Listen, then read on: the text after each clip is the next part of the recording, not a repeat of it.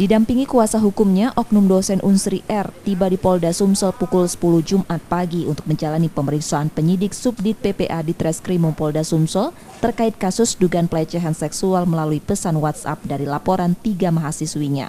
Kuasa hukum terlapor Gandhi Arius menyatakan kedatangan mereka statusnya sebagai saksi. Surat pemanggilan itu diterima Kamis sore dan memastikan bahwa kliennya dapat kooperatif mengikuti panggilan polisi.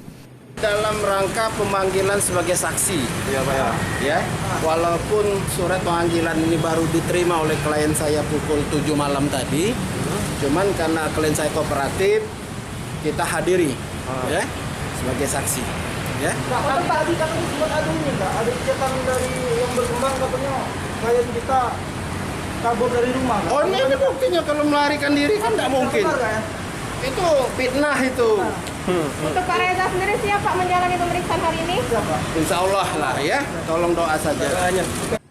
Sebelumnya, R membantah semua laporan dari 3 mahasiswinya yang melapor ke Polda Sumsel terkait dugaan pelecehan yang dilakukan melalui pesan chat.